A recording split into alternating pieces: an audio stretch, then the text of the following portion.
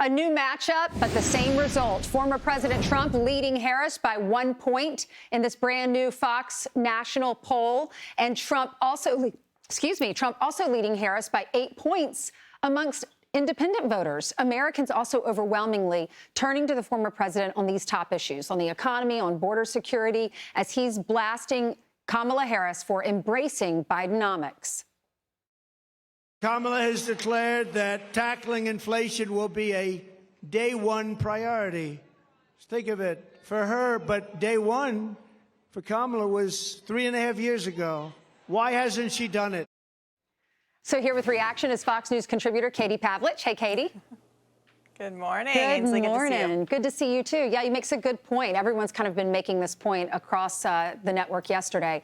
She said, I'll fix it on day one. And then people are reminding her, no, you've been in office for 3.5 years. What is her plan to do something different than she has already done in the past? Yeah, well, when she says that she is willing to tackle inflation on day one, that's like someone who lights a house on fire and then conveniently calls the fire department and wants all of the credit for somehow saving the remnants of what they've destroyed.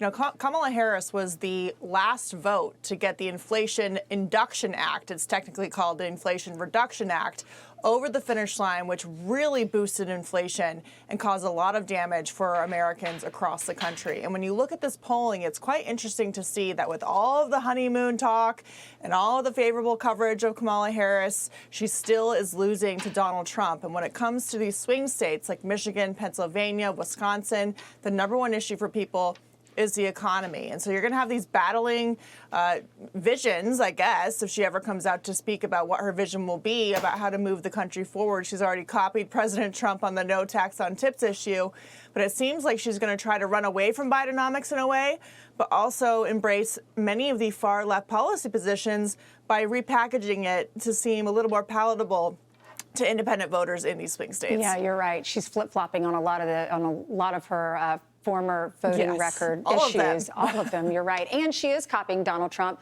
on the no tax on tips. Listen to what he said about that yesterday.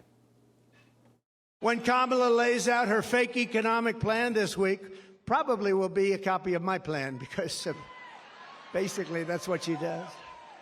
Just remember, she goes to work every morning in the West Wing. Her desk is 10 steps from the Oval Office. She cast the tie-breaking votes that gave us record inflation. He also, Katie, doesn't want to tax Social Security, and he called out yesterday how there's a double taxation on that. It's not fair to Americans, especially people on fixed incomes, when they're getting those Social Security checks. But he made a joke. He said, there's probably a spy in here that's going to tell Kamala Harris I'm doing that, and she'll probably copy me on that. What's your reaction on her copying everything that he's doing, or a lot of what he's doing?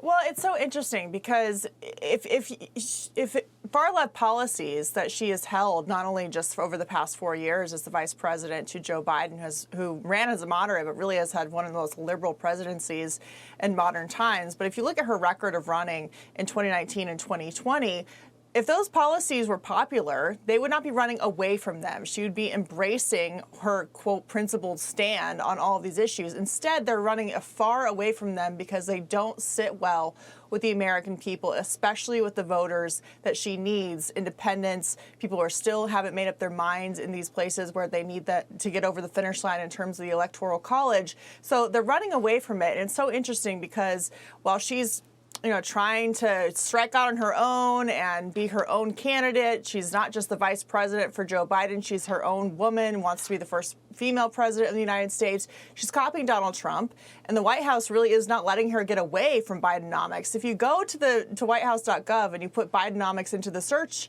bar, you'll find dozens of posts, press releases that say Biden-Harris administration, and nobody should forget that they sent her out to do a number of events where she very happily touted Bidenomics. And so yesterday they were saying, oh no, she's been a partner with us. So she's trying to walk this line where she's endorsed the Biden agenda, but somehow is different while also calling for more regulation, which will only create more costs for American families. Absolutely, absolutely. She can't run away from her record. We have it all on tape. We have it in her own words. Thank you so much, Katie, for coming on. Yep.